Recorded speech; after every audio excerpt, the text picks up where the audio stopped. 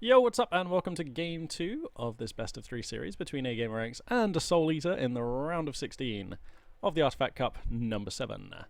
The map is going to be Taurine Crater. Game 1, pretty much, just to recap, a story of domination there for A-Gamer Ranks. The Soul Eater doing his best, but basically just outgunned in terms of just pure RTS nounce, I suppose. And probably a relatively fledgling player to the game, so based on his performance in that last game, I would say. Anyway, spawning in the south, playing as the black and grey Galzian forces, returning once again to claim what is pretty much rightfully his at this point, the Artifact Cup. It is A-Gamer Ranks. And spawning in the north, playing... Oops, what the... Spawning in the north, let's try that again. Spawning as the kind of pinky purple and blue coalition forces, it is the Soul Eater. So looks like rally position marked. Looks like he's going to have this chance here to try and get some draw some blood here from A-Gamer. In fact, hang on a second, was that last game a flawless victory for A-Gamer? I'm not sure if he lost a unit. Not sure on that one, can't remember. But you know, the Soul Eater has this chance to inflict as much damage as possible on him as I pause for a sip here on my tea. Salvager construction. Oh, that is a spicy and delicious jasmine blend. Rally position Fueling your caster, Magpie 842, this fine morning.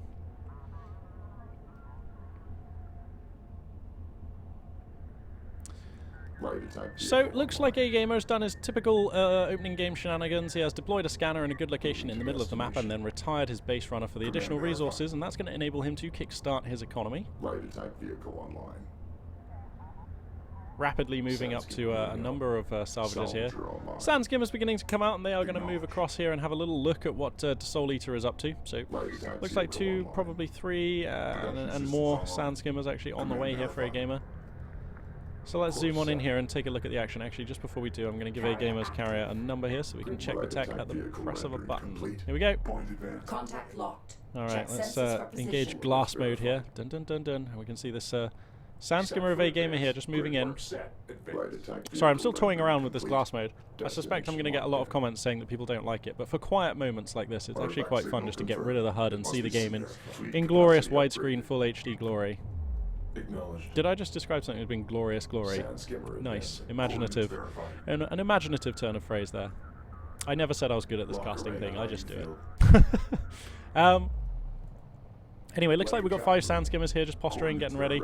Actually, for the Soul Eater, a very healthy defense force here. That is 8 LAVs. That's quite a few. He's going to move out with 7 of them, which is a bit odd. Looks like he's just kind of forgotten one. Oh, that's awkward. Pretty sure he didn't want to forget that one. Now look, A-Gamer's going to split his forces, sending 1 Sand Skimmer left, 1 right, 3 in mid here. He's probably just looking for possible backstabby pokes. He's thinking, okay, I haven't seen much of a move out. If you have been building LAVs, they're going to be coming around the side somewhere. So he's just expanding his sensor network here. You can see the blue areas on the Sensors Manager tab here. The blue areas are what A-Gamer has line of sight onto, so pardon me. Going to be just fanning out his eyes a little bit here. Mining off of 2 locations right now is A-Gamer Ranks and researching assault ship fabrication. Another production cruiser is on the production tab right now. Hang on, sorry about that. We should put on the production tab. There it is.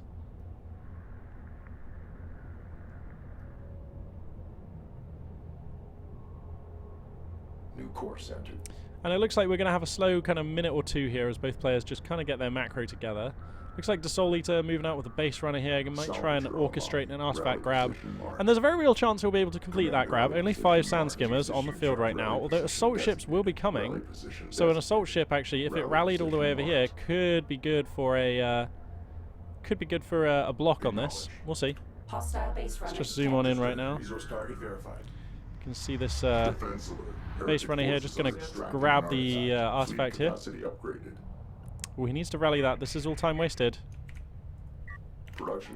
He needs to rally that away right now. Oh, he's just sitting here in the middle of the map. Come on to Soul Eater. There we go.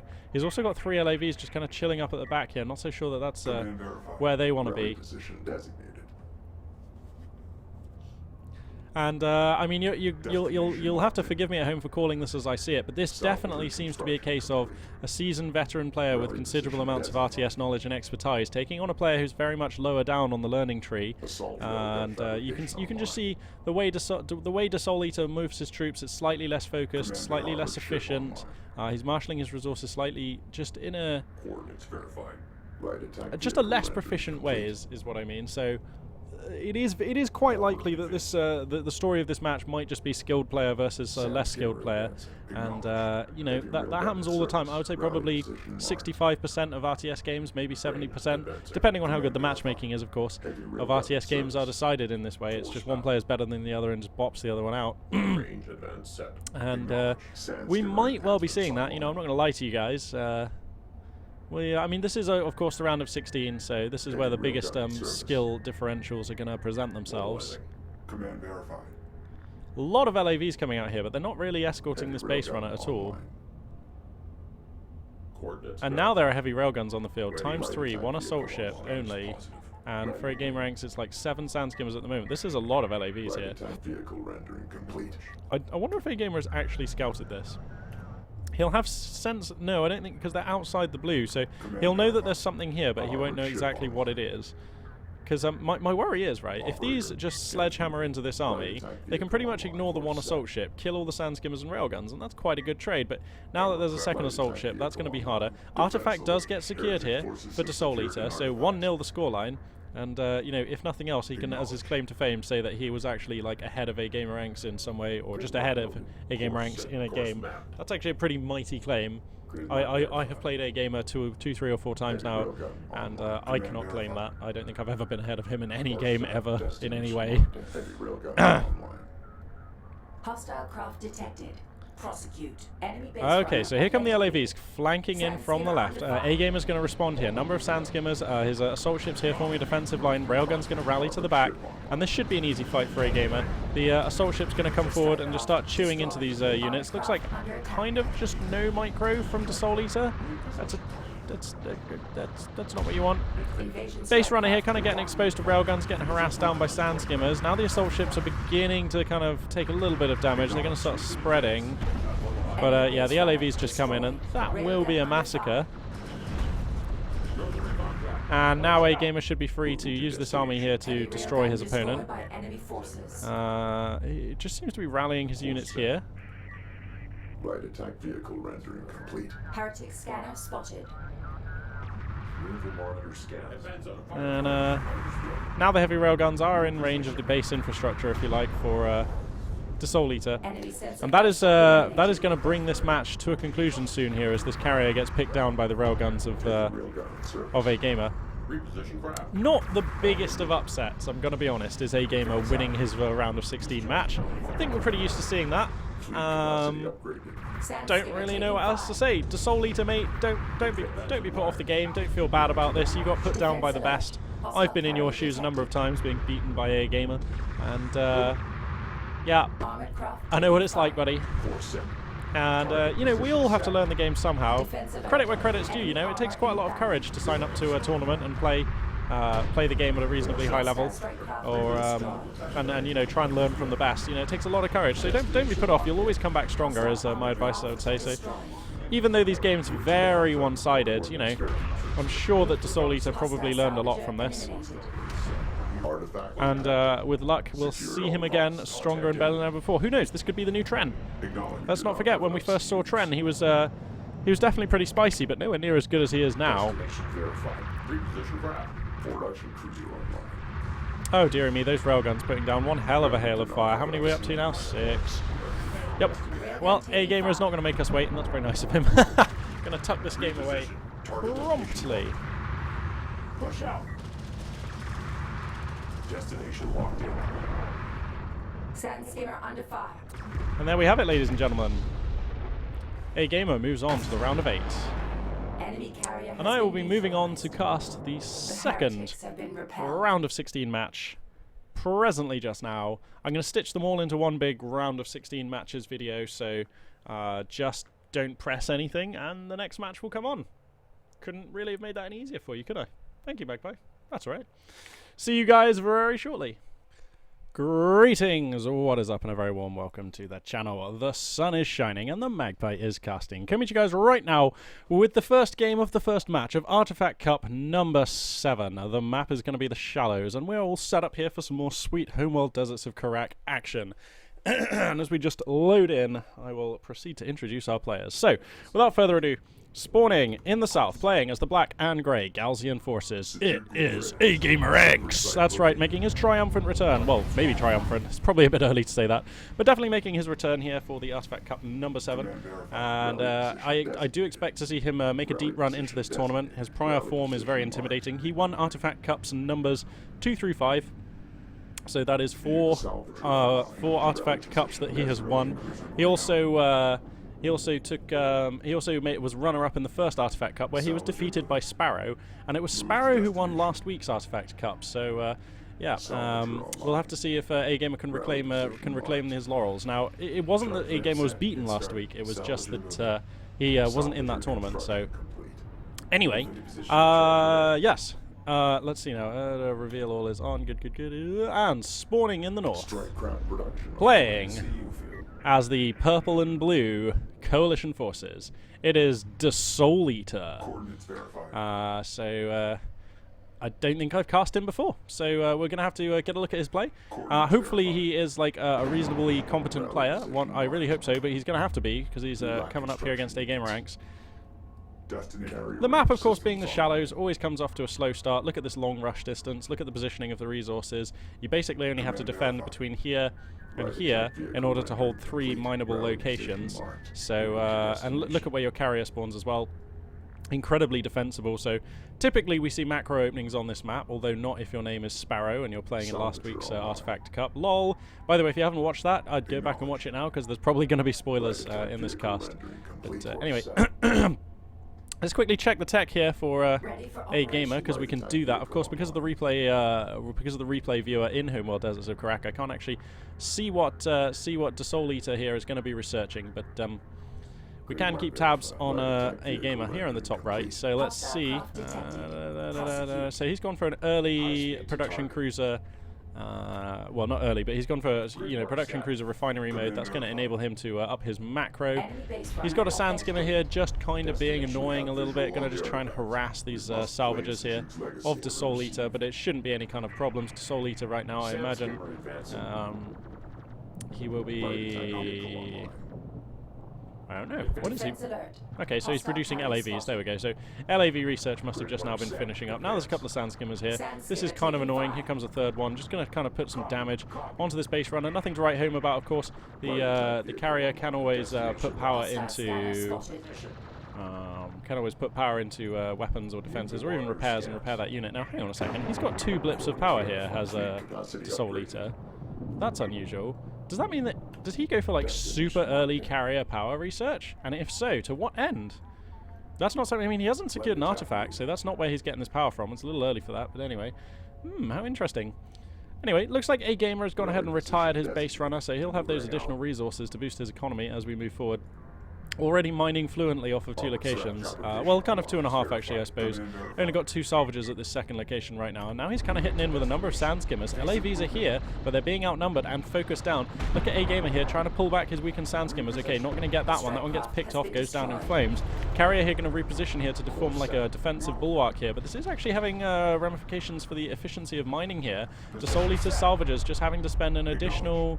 Well, that was probably 4 or 5 seconds moving this way, 4 or 5 seconds going back. That's an additional, like, 10 seconds on each run. So he should move this carrier back. I really hope he does. So A-Gamer here definitely just keeping tabs on his opponent, putting on a little bit of pressure. No real losses being inflicted, but this kind of has all the trappings. It does sort of look like a game where A-Gamer definitely are on the front foot here, definitely firing on all cylinders and forcing his opponent to react. We'll have to see what the choice of tech here is, of course, for the Soul Eater. I cannot see what he's researching, but we can check here for A-Gamer. It looks like railgun fabrication and fleet capacity 65. He already has assault ship fab, and that is why we do see actually assault ships on the map right now. And that assault ship will represent significant additional pressure. The Soul Eater better have something in place to deal with that. These LAVs will not cut the mustard against an assault ship. The armor's too thick, and the assault ship's laser cannon's too powerful. Salvador construction complete. complete. So we'll have to see. Designated. Targeting CU field. This is beginning to look a bit risky though for the Soul Eater. Look at A-Gamer's economy. He's mining fluently on 2 locations and nearly 3. This is the final salvager that will be needed to be mining fully on 3 locations. And I mean, you know, that will be, I mean, let's call that 3 full mining locations. Compare and contrast to the Soul Eater here, mining off of 1. That is danger. That is genuine danger right now for the Coalition player. Anyway, here come the Sand Skimmers. A-Gamer knows that he can come in and bite off an LAV or 2 here. Remember, Sand Skimmers do have the superior DPS and health pool, and they also regenerate health when out of combat. This Sand Skimmer here just getting picked down, but it is going to escape with 14 health. Oh, brutal. And of course that will self-repair. You can see those self-repair systems now adding to its HP very rapidly.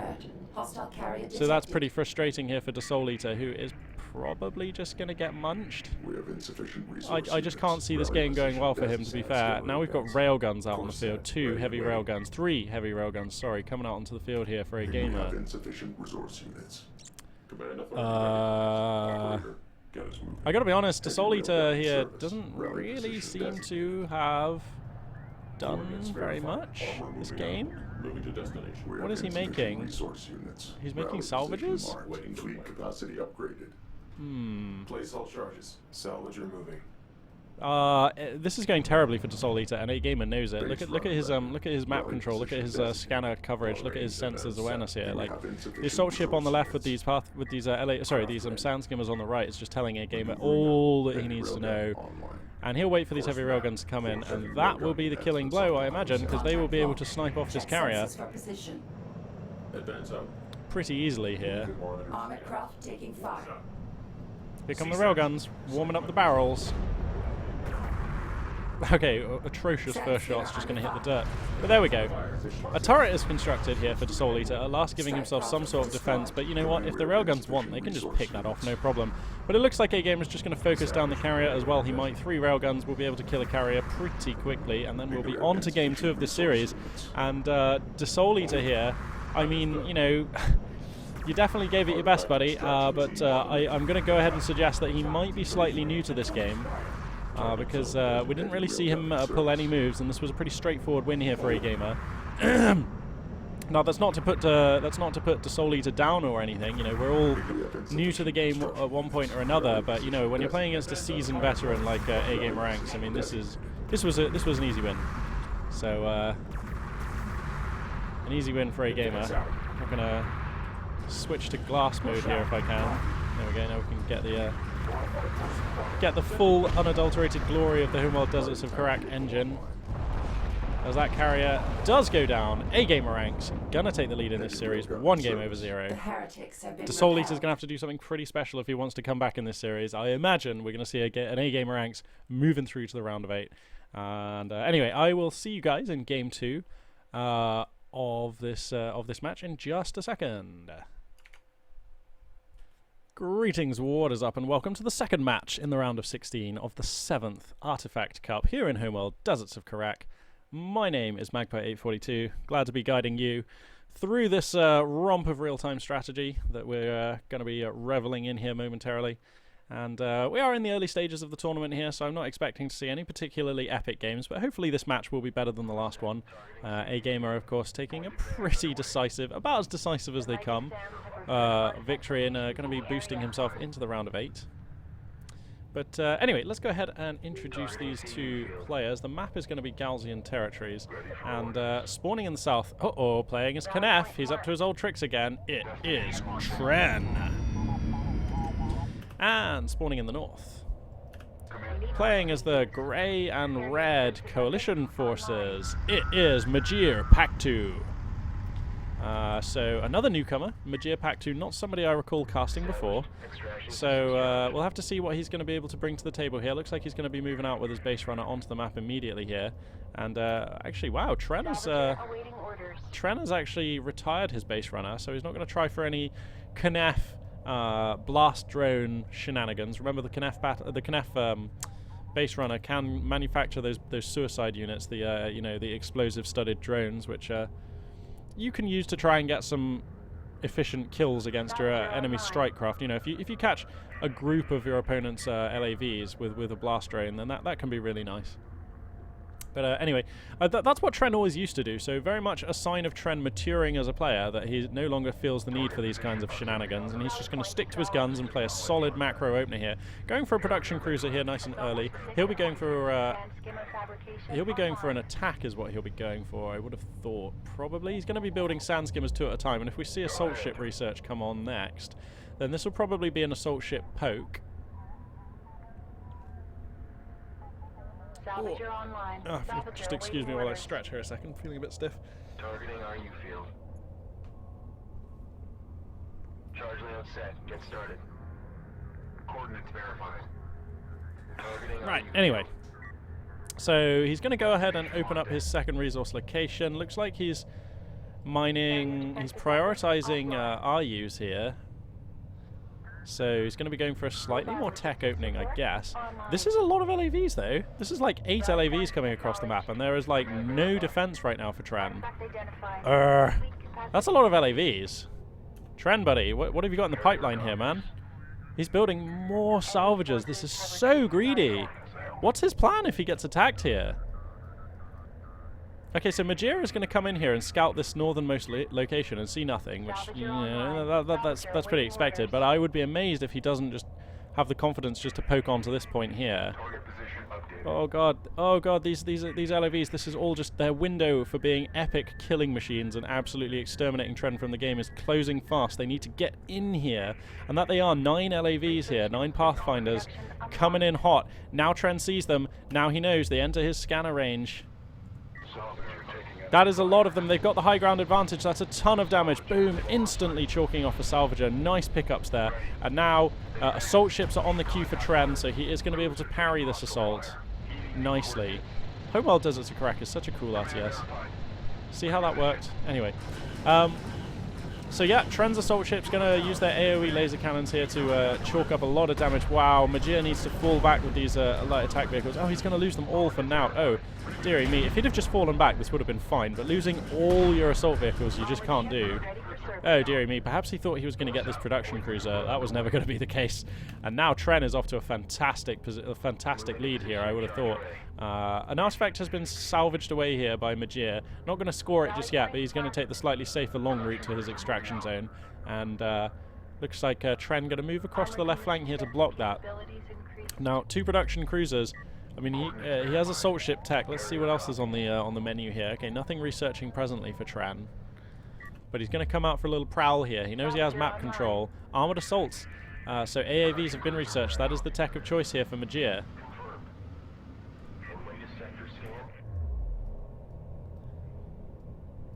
I worry a little about Tren's economy. I would love to see him get another production cruiser, but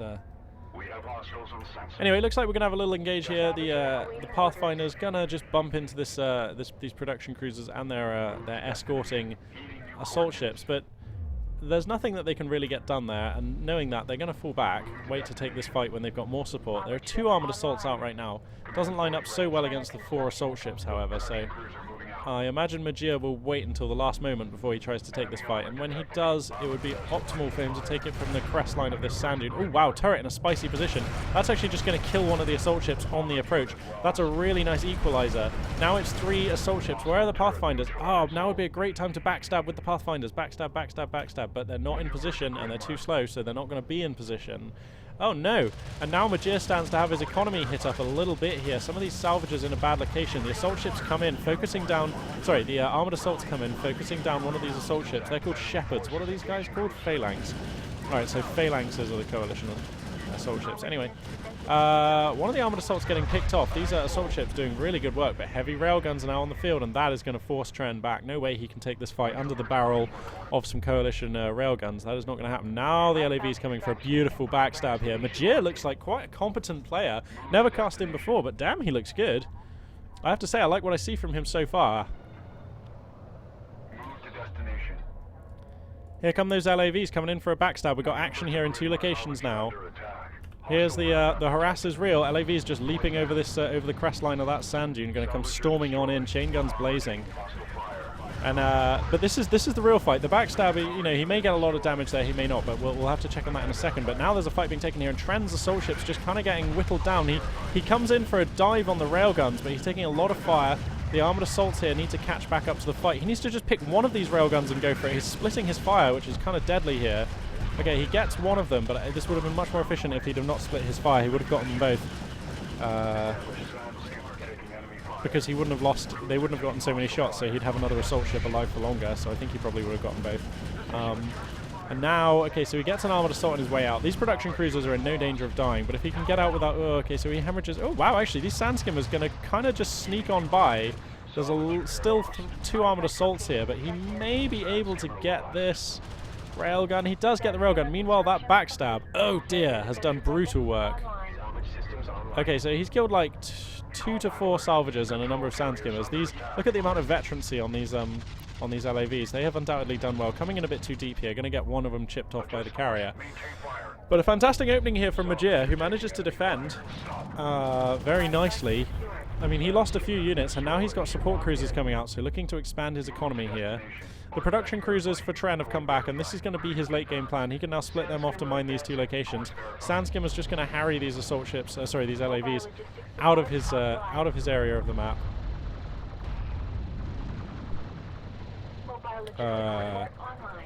He needs to get this Sandskimmer in there. There we go. Sandskimmer under attack. And those 2 LAVs will die. Artifact extraction in progress. Verified.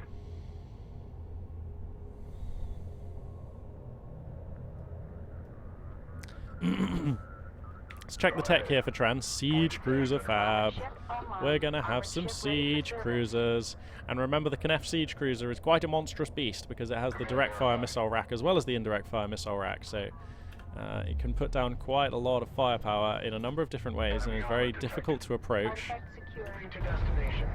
An artifact here getting scored for Tren. That brings the score up to 2-0. Sorry, I didn't see him secure the first one. Well, 2-0 is always good. So I think so far things have gone quite well for Tren. In interesting positioning here, moving his carrier for Majir onto the second resource location. I think I like this. That's really nice.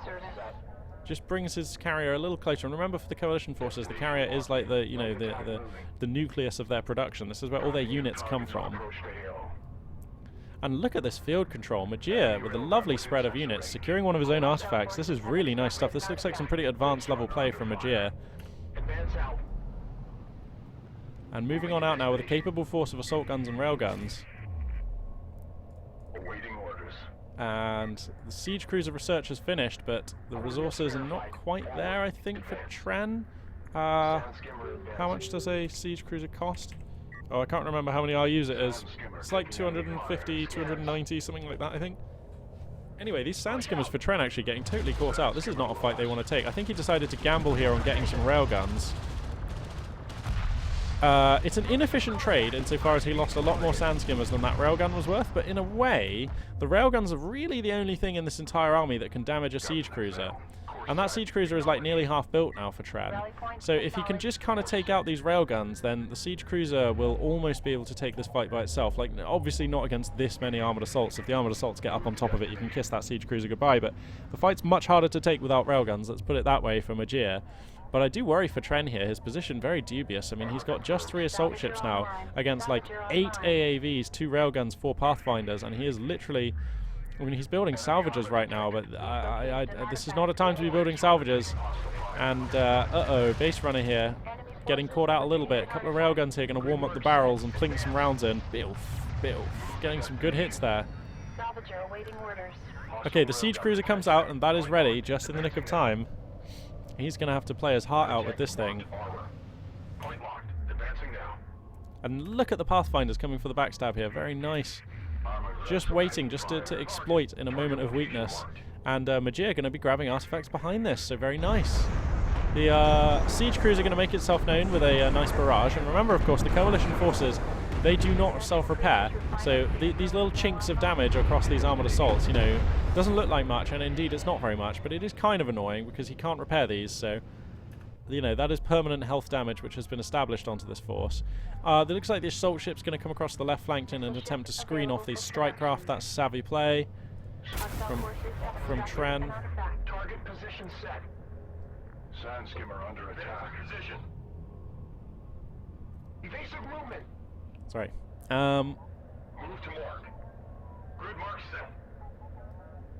This sand skimmer up at the top here is gonna survive and is providing like a ton of recon information. So this sand skimmer worth its weight in gold. Siege cruiser's moving up, but it is kind of exposed here. Well, he's got to be careful with that thing. And do we have another siege cruiser? Yeah, another siege cruiser, a couple of assault ships, but this composition from Tren is very susceptible to an air switch from Majir.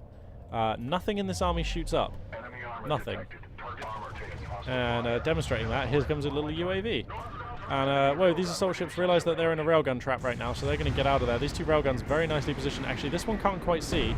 An indirect fire barrage from the siege cruiser going to come down, scoring a couple of hits there onto the armoured assaults. Nothing to write home about, though.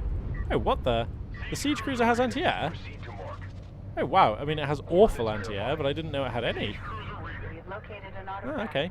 And here comes a base runner. That also has anti-air. That will swat down this this probe, I would have thought. If the probe... There we go. There we go. Boom. The anti-air on the base runner far superior. I had no idea that the siege cruiser had any anti-air at all. That's interesting. It looked pretty bad, though. It's like a kind of tickling little machine gun on the top of it or something. Anyway, 2 siege cruisers now. And that is a considerably scary force. If he could just get them like onto the top of this sand dune or something. I don't know what line of sight is like over this. Can I like... I can't test line of sight, I'm afraid. Anyway, here comes the fight. Whoa, these LAVs do not want to be there. The siege cruisers will eat them for breakfast. Siege cruisers are made for killing LAVs in packs like this.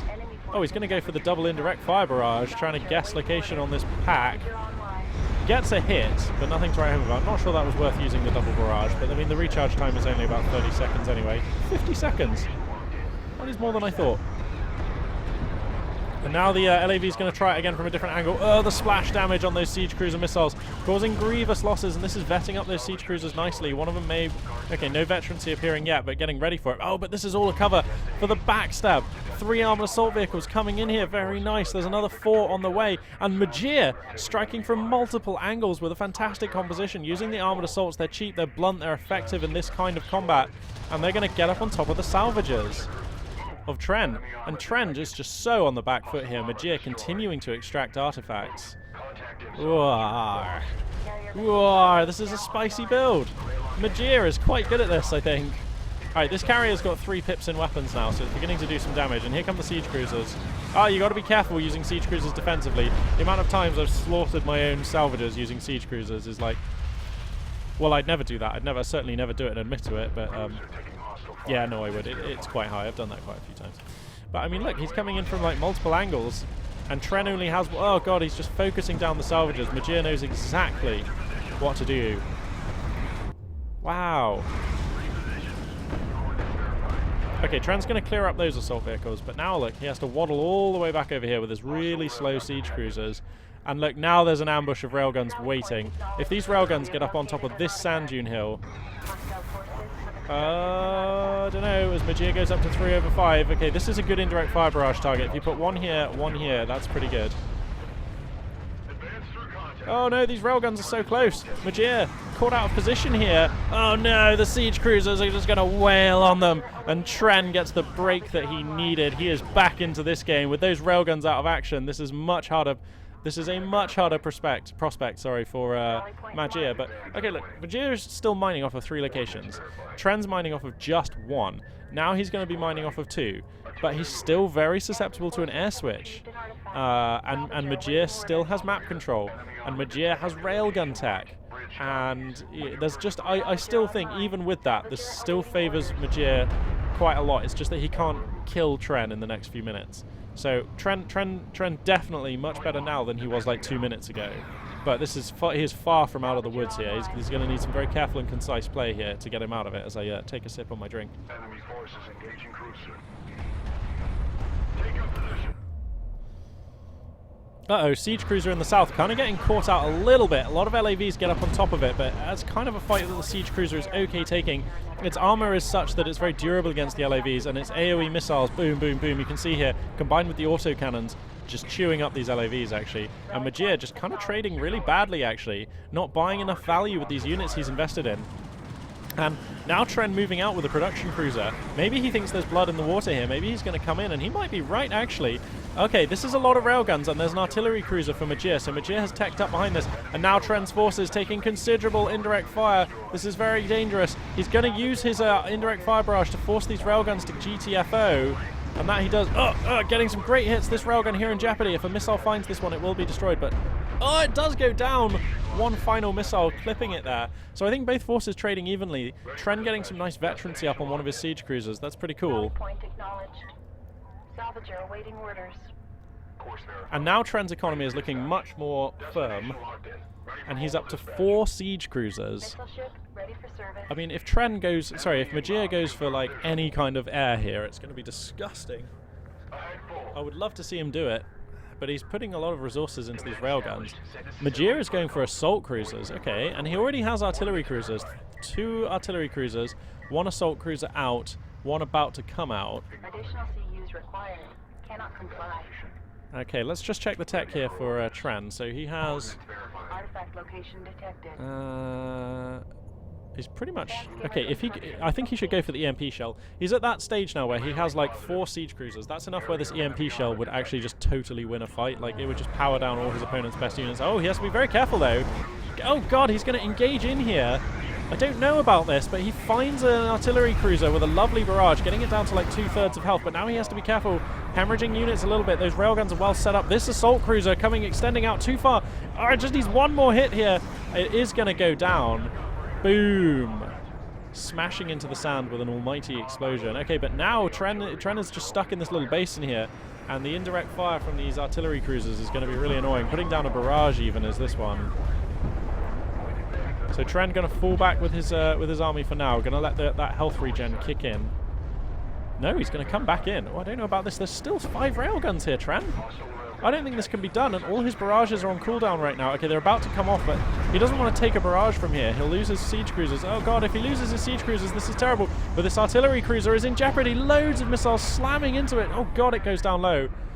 And now Tren's going to get out. Look at this siege cruiser. That one is on 124 health. That is low. Oh, and just a last shell flailing in trying to find it, but not going to get it.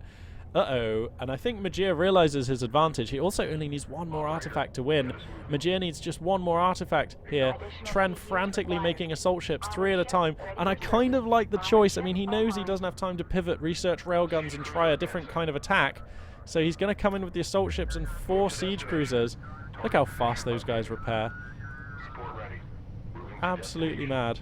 Oh no, sorry, that's the one that was terribly damaged. Okay, so he's going to cycle that one to the back, and he's up to 6 siege cruisers. Oh god, he's trying for the siege cruiser snowball here. And it's a real thing, you know, once these things get to a certain number, they just get so hard to deal with. I would love it. Oh my god, actually, Tren, realizing he's weak to an air transition, goes for missile ships, but look, Majir coming in with a backstab of AAVs here. Going to be a fight out here as this potential backstab of LAVs gets absolutely nuked. Whoa, a little bit of friendly fire. You've got to be careful with the siege cruisers here. And now we've got a big fight here. Load of AAVs getting caught out. All of the indirect fire barrages get called in, but it is to no avail. Oh, these AAVs are just going to get wasted by direct fire missiles. Huge barrage of MRLSs just smashing into them. And Tren clears up the sand skimmers at the top. Meanwhile, okay, looks like these AAVs are going to give up the backstab and come in for a flank here, but they're just going to get taken apart by the direct fire missiles. Oh no, these are the kind of exchanges you cannot make, Majir. And I think this to me looks like Majir is a very, very good player, but it looks like he's very new to taking on siege carriers, or siege cruisers perhaps, because he's taken quite a few inefficient trades and suspicious-looking engagements here. I mean, that was looking fine for Majir, but then he lost his 2 flanking forces. Okay, but you know what? He should still win. I don't think any of this matters because this artifact here is going to secure, unless Tren comes in right now and barrages this area with his siege cruisers. This is going to be a win for Majir, but we've got a hell of a series underway here. Boom! That'll be it. Nicely taken there by our newcomer Majir, taking a victory over one of our stalwart veterans and one of the better players in the Artifact Cups for sure, Tren, in a really engaging game. That was a really cool game. So we're going to move on now to cast Game 2 of this series, and I'll catch you guys there. Hey, what's up? Welcome back. We're moving into Game 2 between... Well, I'll tell you what, I'll wait for it to load up and then I'll introduce these players. I always do this. I load it up and then I start talking in this preamble and then I'm like, no, I'm going to talk about the players. And then I'm like, actually, you know what? The best time to talk about the players is when you introduce them. So, you know, we'll just wait for that. But anyway, the map is the Shallows. This, of course, the big macro map in Homeworld Deserts of Kharak. And anyway, spawning down here in the south, playing as the red and yellow Knef forces, it is Tren, currently trailing 1-0 in this series. And spawning in the north, playing as the kind of grey, black and red, sort of black and red, let's call that black and red coalition forces, it is Majir Paktu, who I'm just calling Majir, because Majir Paktu is a bit too much of a mouthful for when you're trying to cast here. Anyway, yeah, this is one of these huge maps. Massive rush distance, very easy to defend three mining locations here. Very sheltered carrier spawn point. Means that opening aggression builds less favoured on this map, but less expected as well, so it can be a little spicy. As I pause here for a sip on my drink. So yeah, we'll have to see what these two players are gonna be going for here. It looks like an early fleet cap upgrade here for Tren, who's going to be going ahead and building up a number of salvages. Also, he's not salvaged his base runner, so already diverging from his game 1 build a little bit. He's gonna, pardon me, move on out with the Knef base runner. Remember, this one can build the blast drones for 150. Skimmer construction complete. So he might look to build a blast drone here as we move forward and use that to, I don't know, sway the opening engagements in his favour, I suppose is the phrase I'm looking for. Very early support cruiser here from Majir. Majir is a good player, I'm going to go ahead and say it. I was very impressed with his performance in Game 1, very impressed indeed actually. And, oh wow, if you press if you press glass mode here, it actually literally removes the unit icons, lol. Anyway, yeah, I was very impressed with Majir's performance in Game 1. This is clearly a person who is very experienced with Homeworld Deserts of Kharak, very experienced with the basic tenets of RTS play, very experienced even with the meta, I think, perhaps. He made a few errors taking on the Siege Cruiser army from Tren and was actually never able to rout Tren's army in the field in that last game. But he did take the win on artifacts and through some very, very, very savvy play, some beautiful backstabs and aggression, using the Coalition armoured assault vehicles and light assault vehicles to fantastic effect. Now, anyway, here comes Tren. Number of Sand Skimmers are finished, and he's already inflicting damage with them. Base runner in the hood, going to grab the middle artifact, and now the Sand Skimmers moving into Bully here, and he's going to be able to pick off a number of LAVs. There is a turret here, I believe, but it's in a terrible position. That turret actually just cannot see a thing. Oh god, he didn't put it on the high ground. If you look at how the ground is here, that turret couldn't see the Sand Skimmers on their approach, so that turret basically achieving nothing, and now Tren is everywhere here. He's probably going to get a base runner if he wants it. I'd prioritize this LAV first, though. Always go for the LAV first. Okay, there he goes. He gets the LAV. Now he's going to go for this base runner. And those are some very nice pickups there for Tren. Very nice indeed. And let's not forget, Tren is exfiltrating an artifact here over on the left. Heading out west with that artifact. So that's looking much better this game. And look, he's got his power into support support systems. And so even though Sand Skimmer raiding isn't completed, like these Sand Skimmers are moving faster than they usually would, just because you can see the little like aura pulsing around this production cruiser indicating that the support radius is on, and that boosts movement speed for friendly units and repair speed. So look, yeah, you can see these Sand Skimmers utilizing the buffed movement speed there. So nice to see. I think, by the way, like the faction which I mostly play at the moment is still Knef. Like, I love Galzian, and I'll always be a Galzian / Knef player. But I do actually think I prefer Knef over Galzian.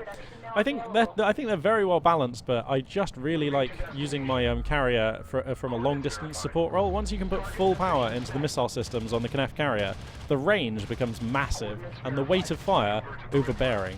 And it doesn't take long to kill your opponent's carrier when you've got that much, when you have that many cruise missiles flying around. So that's my preferred. They're my preferred faction. I also, like I was saying, I think Galzian and Knef are like absolutely balanced. I think, you know, it comes down to preference and preferred style. But I actually much prefer the voice files for the Knef forces. They're just a little bit more chilled and relaxed. The Galzian guys are like on edge all the time. I don't know what it is they have in those rebreathers, but it's probably like It's probably like 5 parts per million crystal meth or something, because they sound like they are wired. Anyway, looks like this base runner here for Tren going to come under fire. Now would be a good time to try and make a blast drone, actually. Yeah, blast drone going to come out here. So let's see if he's going to task that into attack here. And now a heavy... No, an assault railgun coming out here. Okay, so assault railgun's going to be the choice here for Tren. Sorry, I missed the railgun tech, but he has, of course, researched railgun tech. Whoa, he's researching railgun armor level 2? Holy spoons, these are going to be some damn good railguns with 2 armor upgrades. Sandskimmer's going to come in, but they're going to get a mouthful of armored assault ship, which they hate.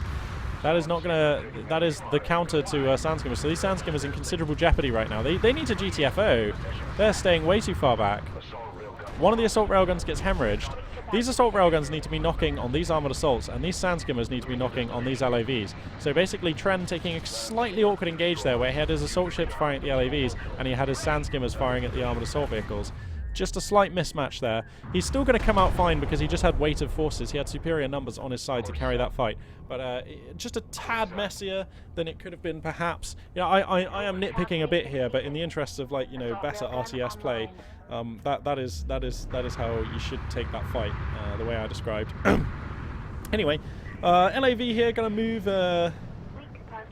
Just keeping tabs on the army of Tren here. The army of Tren definitely superior. Majir going to have to respect that and give field control here to Tren. On service. Artifact secured. Maneuver to grid mark. Enemy detected.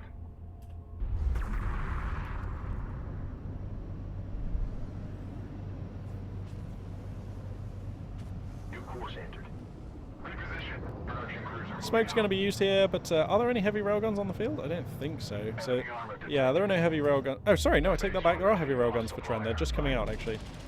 So heavy railguns are here. That's going to make this force very spicy. Tren's going to need some anti-air, though, because if Majir goes for an air switch here, it could be brutal. Again, very little in this army. Well, I suppose, actually, the 2 production cruisers shoot up, so that is your anti-air, I suppose, for Tren. And I think we're going to have a fight here. Tren wants a fight. He's going to come in. There are 5 railguns at the back here, though, going to smash down one of these assault railguns, and Tren thinks better of it. And to be fair, when you're outgunned in the big guns, you know, when you've only got 1 heavy railgun, your opponent has 5 railguns, you know, that's not a fight which you're going to take there. So I like the choice here by Tren. Just going to play this one defensive, going to move on back a little bit. Economy-wise, Tren is just... He's always slow to develop his economy, and I know why. It's because his production cruisers are on the offense here. He hasn't even researched refinery mode, actually. But if this is the choice, I think he should build a load more salvagers and just park his carrier here so that he can sort of mine equidistantly off of the 3 locations, maybe? I don't know. I do just worry about this style, though, for Tren. He seems very remiss to go for macro units. Like, it's fine to use your production cruisers aggressively, but I think it's more important to use them in a macro role. And then you can build more to come out aggressively and just flood the field with a ton more units. Whoa, taking a sweet fight here. Going to bite off a number of armored assault vehicles there. So some nice losses inflicted against Majir there for Tren. So that's nice, that's nice. Majir is mining more efficiently, though. So, like, the longer this goes on, the better it is for Majir, I think. 2-0 the scoreline right now. And there's a 3rd artifact. Ha! Just trying to sneak on over here for Tren. That is never going to score, though. There's so many AAVs up in the hood. They are going to take care of that one. If Tren's quick, he could kite this one back and then, like, save it with his army, but I think we're past the point now where this one can retreat. Yeah, it's going to try and retreat now, but... Oh, of course, the Kanefi base runner can pop smoke grenades, can't it? Bong! So the smoke grenades are going to be popped, and that base runner may very well survive. Nicely done by Tren. Clearly a very fluent Knef player. I would love to see him just develop this economy situation a bit. Enemy railgun within sensor range. Oh god, the railguns are in a great position here, though. They even have high ground advantage. They are chewing down the railguns of Tren here, and this is a railgun war, so every single shot that connects with an enemy railgun is massive. Boom! There goes one of the railguns. Oh dear, but these LAVs are utterly forfeit. There is too many units here.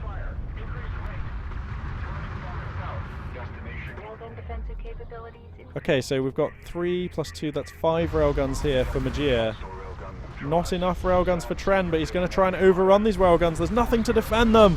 And Tren, ripping the heart out of Majir's army, punches through. And without those railguns, what does Majir have? Well, he has some LAVs going for a little bit of a backstab here, and a lot of damage could be done. Majir, with the great killer instinct, going to send these LAVs around for a backstab. That's lovely, but right now, it's Tren who's up in Majir's face, causing losses, killing salvagers, doing stuff in his opponent's base. He's up in his face with a tin of bear mace. Wow, that was a bit of a tortured rhyme, but I'll see it through. Wow, look at this. There's a little backstab of AAVs coming in here. Wow, and now the railguns are in jeopardy. And where are the assault railguns? There's only like one left.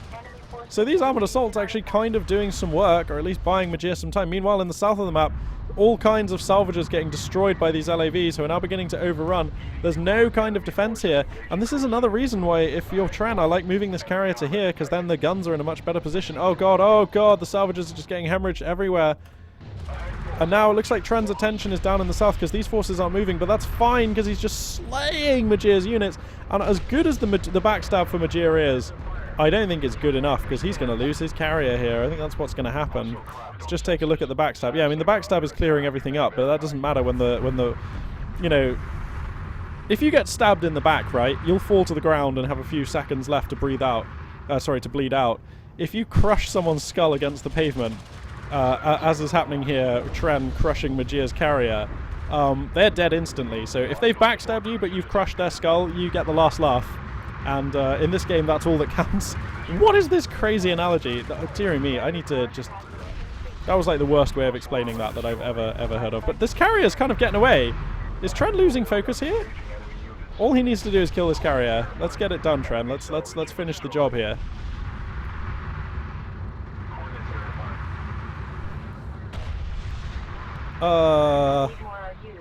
This carrier is just...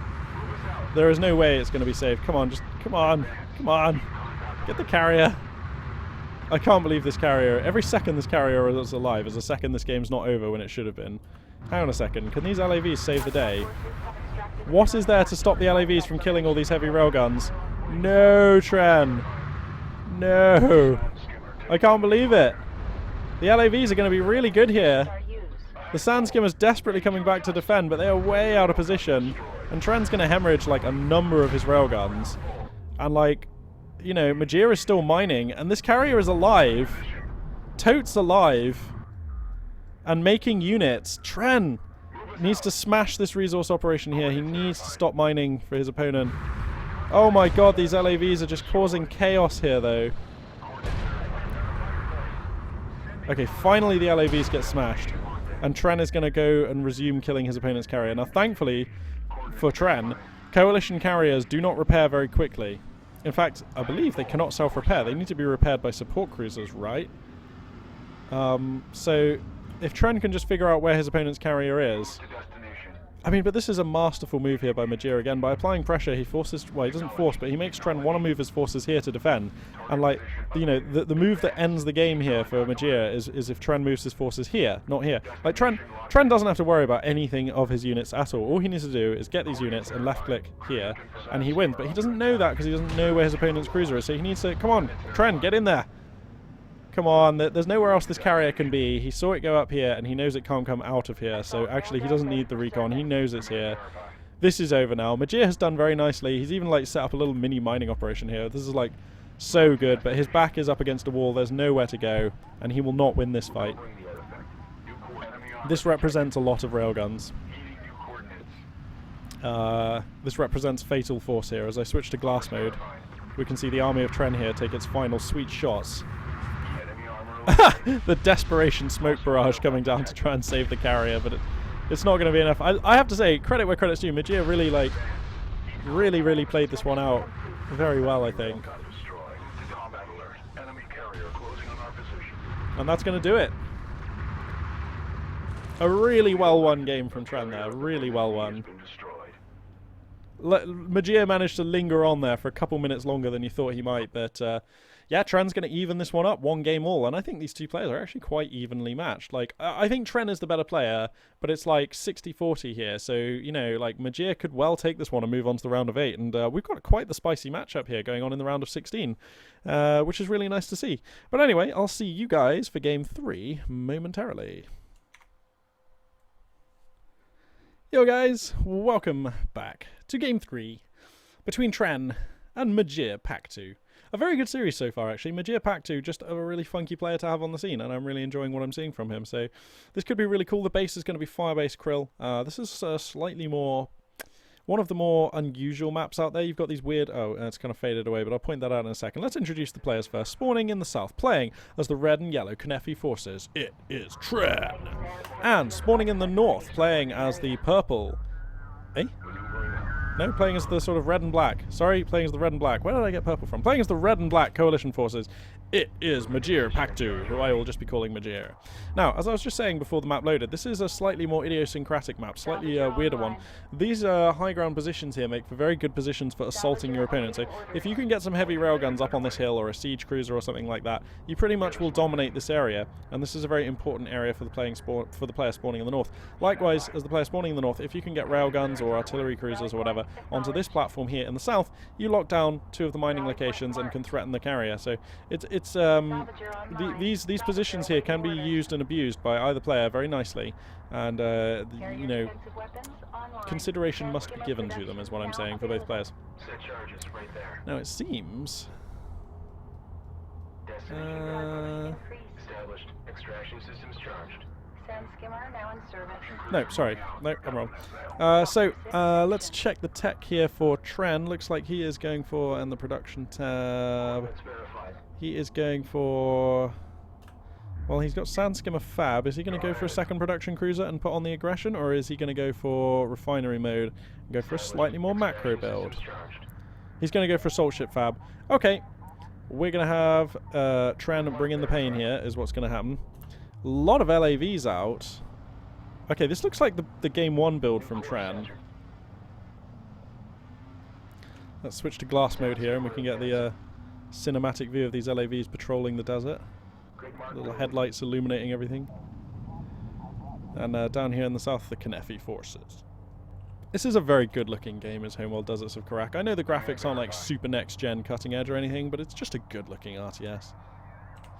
As I bring back the HUD so we can appreciate the action here. So it looks like, how many LAVs are we up to here for Majir? 8. 8 is going to be the number of LAVs. Tren is building sand skimmers, but he's building them very slowly. Assault Ship Fab is nowhere near finished right now. Surely Tren wants to be building, yeah, he's going to build a production cruiser, and that is what we have on the production queue right now. And when that one pops out, that's going to enable him to build 2 things at a time, 2 military units at a time. And, oh.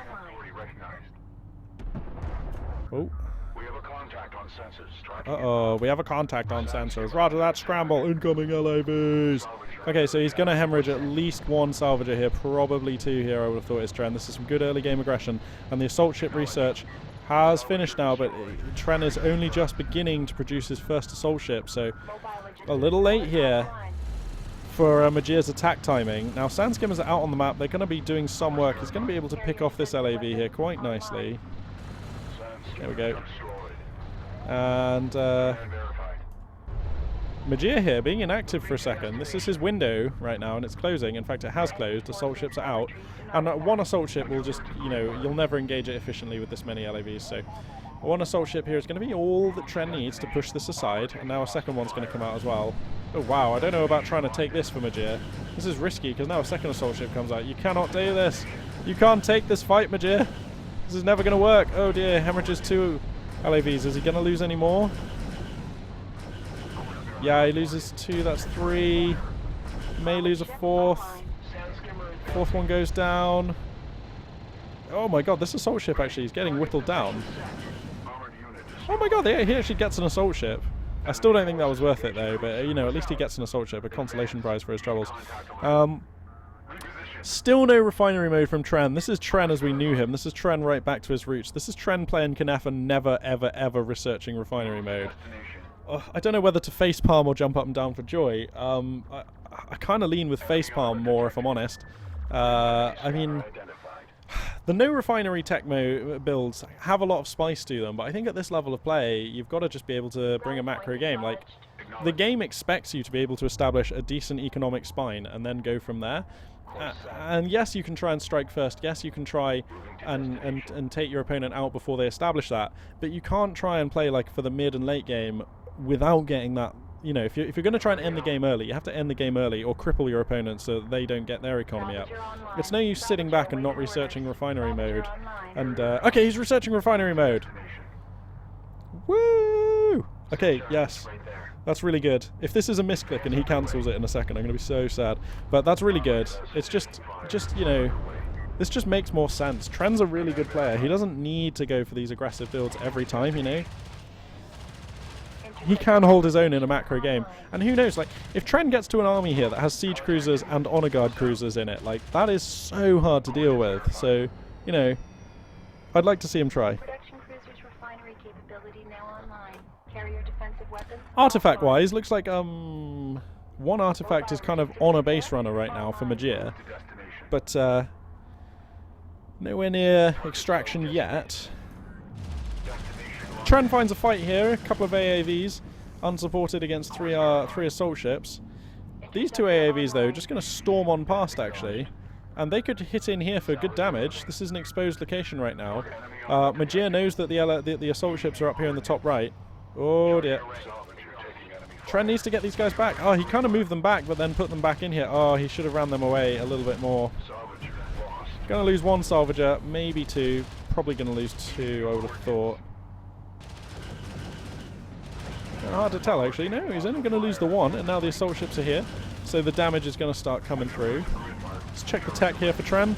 Looks like power reserves. Power reserves? Uh-oh, is Tren doing something spicy? I like going for power reserves when you play as Knef, though. I also like switching these two around. See, if you put the Knef carrier here and have the production cruiser here, okay, your units have slightly further to go when you build them, but your Knef cruiser can just be like having 1 or 2 power in a siege in cruise missiles, just taking shots into this fight. And like cruise missiles do really good damage against armored assault chassis units, you know. So I don't know. Like that when I play Knef, I'm always looking for cruise missile shots. I just love the cruise missiles. For better or for worse. Usually for better, though. Looks like an AAV is going to sneak on in here down to the bottom left and is going to start harassing these salvagers. Interceptor is ready and is going to reveal itself more or less immediately, actually. So slightly annoying for Tren that he has to reveal his air tech here. But bang, bang, bang. It's going to start defending these salvagers, but not before one of them goes down. And Majir grabs an artifact, he has map control, railguns are out. This is looking really good for Majir, and the air tech is known about, and that makes all the difference. I'd be amazed if we see any interceptors gunning down those railguns in mid now. Majir has all the time he needs to get his, you know, his missile ships out there. What are they called? Like, I don't think they're called missile ships for the coalition forces, but anyway. Plenty of fire coming down from these assault ships in mid. Tren, for now, defending very nicely. And if he continues to defend, he will have the economical advantage. He does have, you know, 2 production cruisers, and if he can just get enough salvagers, he'll be mining off of 3 locations.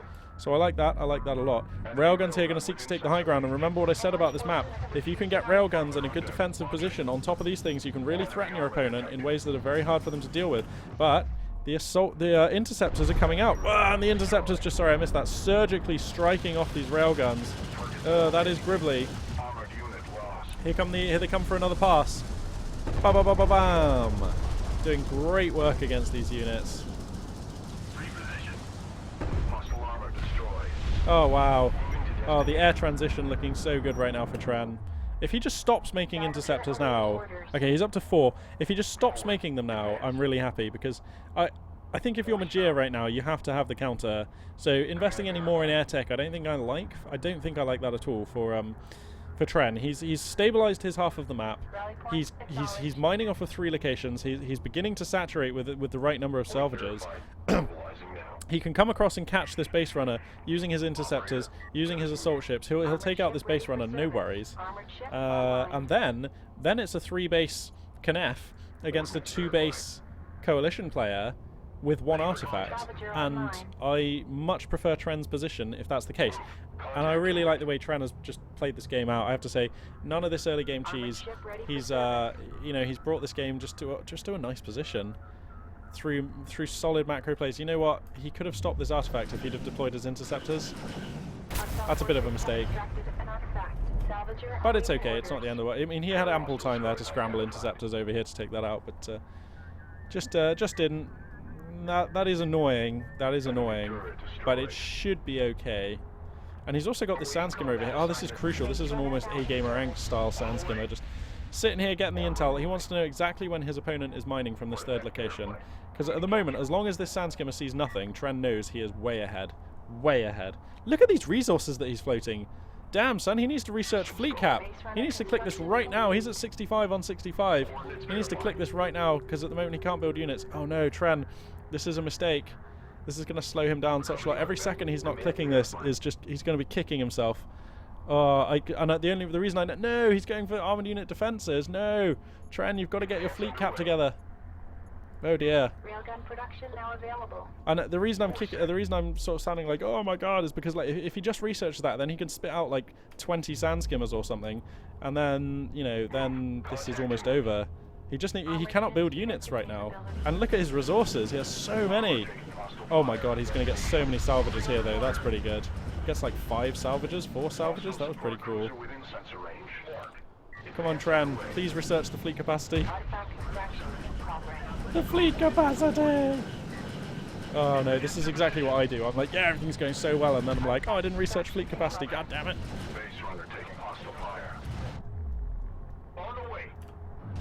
His base runners here getting harassed in mid a little bit.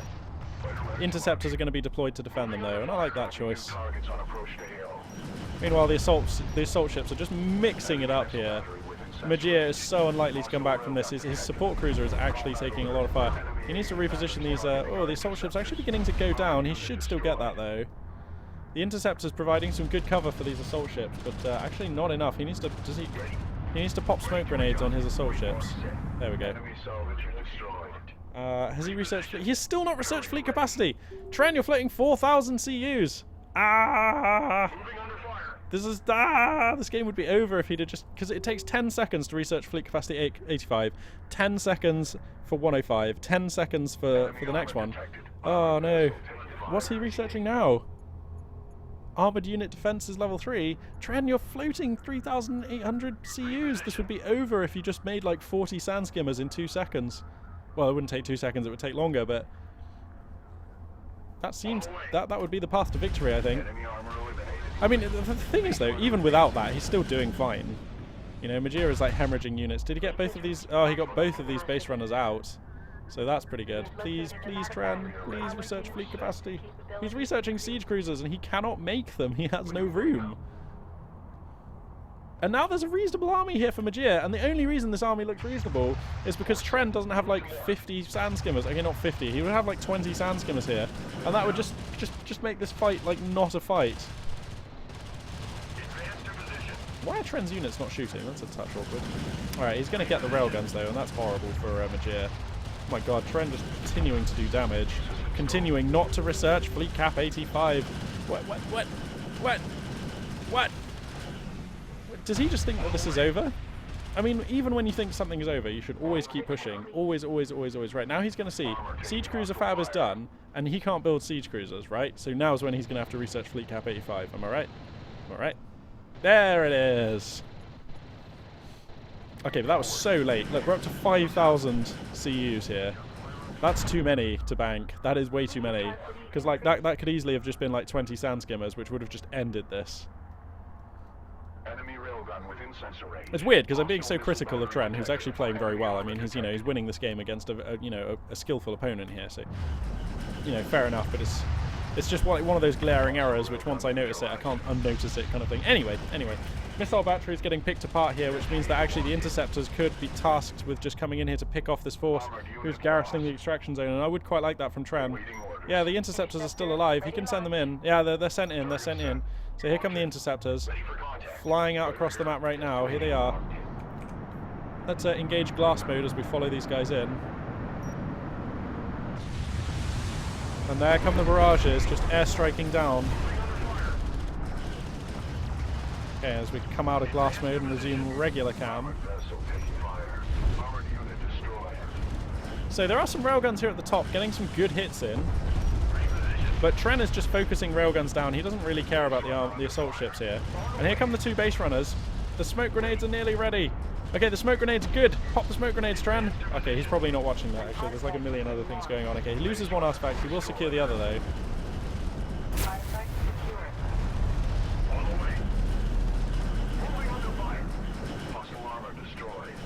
And he gets these assault ships, too. So much veterancy on these assault ships. They've just been chewing everything up. And now here comes the carrier for Majir. Going to relocate. And Tren just knows his opponent's not mining off the 3 locations. He can just pick his way to win here. Tren, for the love of God, you're up to... Look, you know what? Maybe Tren isn't used to having a good economy. Because he's just not spending his money. Like, Tren's army could be, like, almost twice the size it is by now, quite easily. His macro is letting him down a little here. And it's not just the fleet capacity 85. Okay, so he... Because now look, he's at unit cap again. If I was Tren, I would take these assault ships and just backstab right now. Because there's nothing... He knows his opponent's on the ropes. This is a desperation carrier attack here for Majir. Fleet has reached maximum capacity. Combat alert. Hostile carrier inbound on RAO. Move. I think if Tren just had like twice as many units as he does right now, this would be over, and he could. Like. Oh well, though. Here comes the carrier for Majir. It's actually doing some damage. But Tren actually has a number of railguns stalking in. A nice mortar shot there from the missile battery, but it's not going to be enough. Heavy railgun now in service. Salvage, you're taking enemy fire. Move us out. The unit exhausted. And everything looking pretty good right now for Tren. Here come the interceptors. Need contact alert. And that is a lot of railgun too. Interceptors hitting for good damage. Some good veterancy on these interceptors as well, actually. Armored vessel. Fire. So that'll be all she wrote for Majir in this tournament. Taken out by one of our stalwart veterans, Tren here. Honor guard cruising production now available. But I have to say, he made a bit more of a meal of that game than he had to. I think that could have been over a lot faster, a lot safer for Tren. So I do worry a little for Tren's form, but I think generally that was fine. And obviously he was ahead pretty much that whole game, so it's hard to really feel that bad for Tren after that one. Yeah, Majir, just a really good player, I think. He displayed a lot of savvy decision making, and I think he's definitely one to watch. Definitely an up and comer. A lot of promise being shown by Majir there. So well done to you, good sir, and I look forward to seeing you in the next Artifact Cup if you're. Pardon me, if you're available to play in it. So that's it for the second match in the round of 16, and I'll be moving on to cast the third match here momentarily. Greetings, guys and girls, and a glorious welcome back to the channel. You're joining me, Magpie842, for the third match in the round of 16 of Artifact Cup number 7. Looks like the map is going to be the Boneyard. Pardon me. As I get myself into casting gear here. And we are going to have spawning in the south, playing as the black and green Galzian forces. It is Rithrin! And spawning on the north. As soon as I reveal all. Spawning in the north, playing as the purple Galzian. It is Kroggle. So yeah, both of these players have featured before, although I actually can't remember too much about their individual playstyles, so we'll have to see how this game goes. Looks like we've got our first GVG of the tournament, though, and that will be a spicy affair, I'm rather hoping. Interesting to see how Knef have sort of fallen out of favour a little bit. I mean, we saw Tren playing Knef a little earlier. I myself, I really like the Knef forces. I still am maining them, really. I think that the siege cruiser is a bit of a trap. Everyone sees Knef and expects siege cruisers, and usually is really ready for them.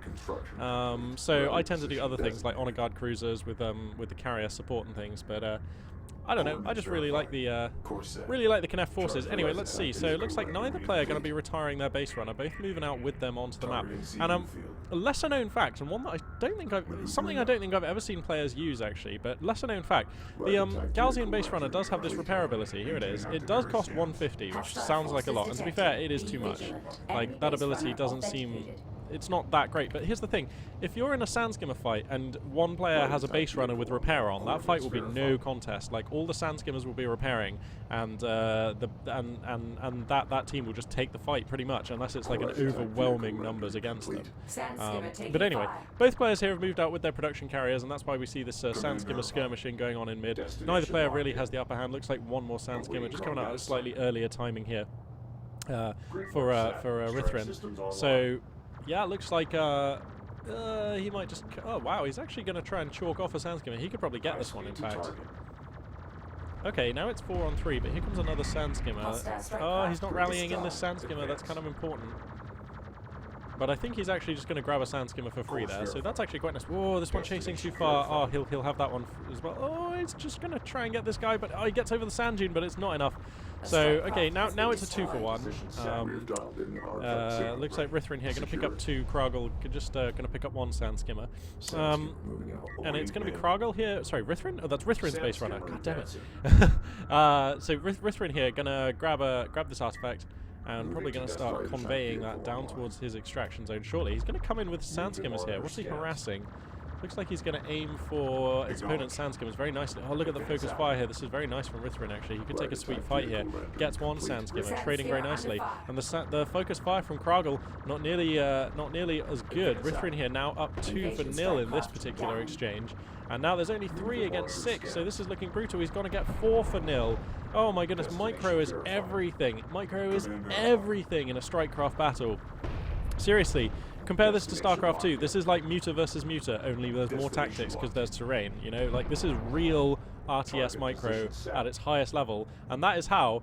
Wow, Rithrin there was just able to clean up like 5 sand skimmers with 6 for no losses. I think it was 5. I mean, it's just really cool. I'm just pointing it out. I'm just saying this is a good RTS. Anyway, Rithrin's got a ton of sand skimmers over here, and he's still just devastating his opponent's sand skimmers because, of course, they're still coming out this production cruiser. If you ask me, this production cruiser and this base runner here for Krogel pretty much had no business being out here once the disadvantage was realized. You know, they should have returned to the carrier because this production cruiser is all your military production for Galzian forces at this stage in the game, and having it being camped by a load of enemy sand skimmers is dire. Because now, you know, he can't really make sand skimmers at the moment, because if he does, they will just kind of die. Base runner detected. Anyway, looks like healing mode is going to come down here from the base runner. Just going to try and ensure that this production cruiser survives, but I don't think it will. And losing your first production cruiser like this is... Defense alert. Hostile carrier that is... spotted. I think that's Sand game. taking fire. I can't see how that's not game. We'll see though, we'll see. Carrier here has got some, pardon me, some power into weapons and some power into range, so gonna, you know, be okay against these sand skimmers. Whoa, okay, Rithrin needs to, decluster these sand skimmers. They're all so clustered up, it makes the AoE missiles from this carrier so much more effective. He just needs to just grab 2, put them over here, grab 2, put them over here, grab these guys, put them over here, you know. That's the micro which you need there just to, oh my god, yeah, those missiles are decimating him. To an extent, it doesn't really matter, but he did just trade, like, his entire army of, like, 10 sand skimmers. Okay, not his entire army, he's got an assault railgun and 3 more, but he traded, like, 80% of his army there for like 1 salvager? 2 salvagers. Or did he get 3? Whatever. I mean, it's probably academic at this point because, to be fair, Rithrin's so far ahead here, he'd have to do something very special to lose. But, you know, I'm just saying, that was an inefficient trade, and it is my job as a caster, I suppose, to some extent, to kind of chronicle these events and present my interpretation of them, and my interpretation of that push-in was that it was an extension too far there for Rithrin. Shouldn't matter though. In come the assault railguns, they're going to start hooning away on this base runner. Sand skimmers coming in, but again, these sand skimmers can just pull back for now. They're kind of not really needed in that fight. Destination verified. Let's have a little zoom out here. 1 artifact so far secured by Rithrin. He's going to be grabbing a 2nd here. Krogel's staying in this game, very brave, but Enemy base runner I can't imagine. Hostile scanner spotted. I can't imagine a world where he wins this. In fact, Assault railgun. I mean, he's got 1 base runner here, but that's just going to get hooned down. Assault railguns just don't take prisoners, really. Look at these things, they are so cool. They're little laser designated dishes and they're triple barreled. Bow bow bow. That's so cool. Production cruiser So, okay, I don't normally do this, but this game is so over, so I am actually just going to hit the fast forward button. Enemy sensor post eliminated. Artifact extraction And, confirmed. because this game's so over, looks like some more harassment going to come down from Assault Rithrin. railgun lost. We have visual on the artifact. We must claim Sejuk's legacy. This is absolutely over, right? What's this? Is this a production cruiser? Sand skimmer Okay, taking so fire. Krogel actually gets together a production cruiser here, and that means he's going to be able to manufacture military Sand skimmer units. enhancements online. Evasive movement. Artifact extraction team Are on these heavy railguns? Okay, yeah, heavy railguns here. That's going to be the finisher. Oh, look at Rithrin. I'm just going to slow down to normal time. This is good railgun positioning. Look how they're right on the top of this sand dune here. Look at the line of sight that they have here. You know, that is just great. That is fantastic positioning. And I just don't often see players doing this because it's reasonably hard to do. You can't just group select these railguns and just like pop them onto the sand dune. You have to go one here, one here, one here, one here, like that. But it's so worth it. The efficiency of fire and the fields of fire that you get are just massive. So anyway, let's fast forward here. We're going to watch the turbo speed demise of this carrier. There we go. And that is going to be a pretty quick win there for Rithrin. What? He's left this carrier on a pixel of health. Rithrin, are you trolling? There we go. That's the final hit. So, yeah, a nice win there for Rithrin. I will go on to game 2 in this series, but Kragel is going to have to... I just think his production cruiser had no business being that far out on the map for that long, because as soon as the disadvantage becomes, like, as soon as you realise that you're losing the Sandskimmer war, even if you're just 1 or 2 Sandskimmers down, that's it. You need to get out of there, because the thing about fighting Galzian forces is like you can't usually retreat from them because they're so fast. So as soon as you realise that you're not going to win a fight, you absolutely need to just get all your units out. Is kind of my philosophy. Whoops. Okay. Anyway, yeah, I'll load into game 2 of this match, and I'll see you there. Alrighty then, here we are, loading into game 2 here between Kragel and Rithrin. Rithrin taking a pretty sweet game 1 over Kragel after eliminating his opponent's production cruiser at a very early time, leaving Kragel pretty much crippled and unable to fight back. Now, map 2 is going to be the Shallows. This is a very different map, very macro map, as has been said before. So let's see, spawning in the south on the Shallows, playing as the black and kind of dark teal Galzian, it is Rithrin. And spawning in the north, playing as the purple Galzian, it is Kragel. So, yep, both players just getting their shizzle together, just going to be moving out with their units and stuff. And let's just rotate the map around a little bit here. We can get a better angle, pardon me, on things. Production cruiser is kind of moving out here for Rithrin, but it's not rallied far. We'll see if he wants to go any further with that. Let's just give this carrier a number so I can select it quick time if I want to. Sandskimmer fabrication coming down, all standard stuff. He's not going to try and be turbo greedy and go for refinery mode or anything first. That would be turbo greedy. That's so risky. But this is, if there's a map where you're going to do it, this is it. Anyway. So, production cruiser and the base runner moving out. No base runner retiring shenanigans. I have to say, when I play as like Galzian or Knef, I almost always retire the base runner at the start. I just really like getting to faster refinery whilst also having Sandskimmer productions and like, you know, Sandskimmers coming out. So that's just a personal thing, but that's how I like to do it. Let's take a peek. Ooh, look, a lightning bolt. Let's just, I tell you what, seeing as how there's not a lot going on at this stage, we can just admire the graphics of this game in their full glory. It is a good looking game, this one. And here come the Sandskimmers here for Rithrin. Kragel at the moment with no defense, so one has to imagine, I mean, I can't actually see what he's researching, but one has to imagine he's going for refinery mode first, and we'll be getting out a production cruiser quick time here. Does he have Sandskimmer production? If he doesn't have Sandskimmer production, these Sandskimmers are issues, actually. Uh-oh, they're probably going to get a salvager already here. Oh my goodness, Rithrin must just be rubbing his hands here. Kragel getting caught out. I don't blame Kragel for this choice of play on this map. This is often how you do it, and he shouldn't be punished too badly. I don't like this base runner heading out here, yeah. This base runner needs to go back, but that may already just be a free base runner donated to the Rithrin cause here. And actually, another thing that Rithrin can do actually is he can just grab these Sandskimmers and come up here if he fancies it, and just grab this scanner. And the reason that's valid is because look at the line of sight that these scanners. Well, it's actually hard to. Oh, I can't see because we're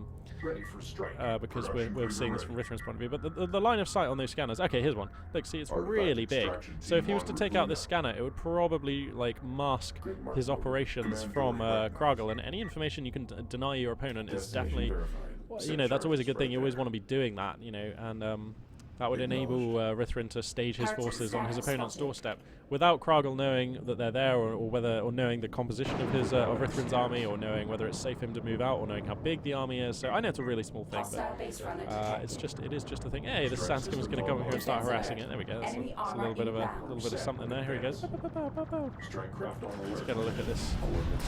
Oh dear, he's taking some heavy fire there from an assault ship. Oh, you want to get out of there, Mr. Sandskimmer? This game's so cool. Right, okay.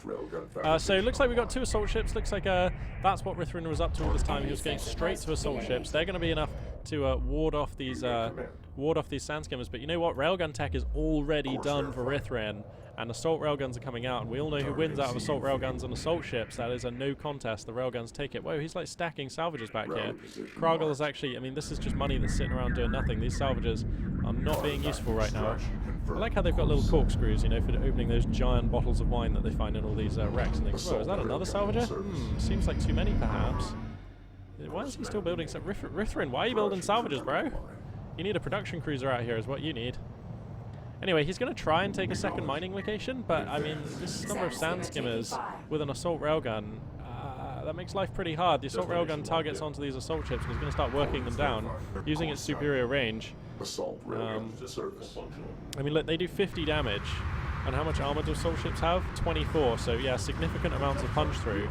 These railguns kind of just taking the fight. But remember, the assault railguns are faster than the assault ships, so they can just kind of kite back out of this fight. And this is just... I already... Homeworld Deserts of Kharak is brutally unforgiving, and I kind of already can't see how Rithrin can lose this. Like, because he can just start making heavy railguns, and then his opponent is literally cornered in here, and that's it. So the only way that Kragl's going to survive this is if he somehow has some air tech being researched behind this. If he's researching interceptor fabrication, yeah, maybe he can come out from behind this. We'll see, though. I mean, this is a rough position. Oh no, why is he just kind of feeding his units out here? Oh dear. This is like a misclick, right? Oh no. Well, that will be that then. This production cruiser not going to last very long at all.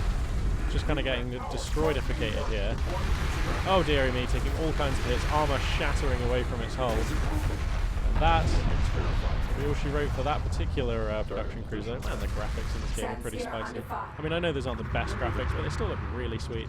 Anyway, here comes the carrier though for Kragl. It's going to move on out. I guess Kragl... Can I take a look at the resources here of Kragl? Okay. Yeah. So he has at least been spending, that's cool. Now the heavy railguns are coming though, and I'm going to speed up again because I believe this should be a pretty easy game here for Rithrin, I would have thought. Yeah, here comes Kragl's carrier. He's just going to... a little bit of back and forth here, a little bit of carrier chase. Oh my goodness. There we go. Boom. And wow, that was a pretty quick explosion as well. So, Rithrin going to be advancing to the round of 8, taking a reasonably easy win there against Kragl. Yeah, that's pretty cool. Now, apparently, one of the matches in the round of 16 wasn't played, and I don't have replays for the others, so we're going straight on to the round of 8. Yeah, we're going straight on to the round of 8 after this one. So thanks very much for watching. I'll start uploading these like right now and start casting the round of 8. And there the action, I imagine, shall be considerably more heated and close. I hope, anyway. Yeah, thanks for watching. For now, Magpie842 signing out.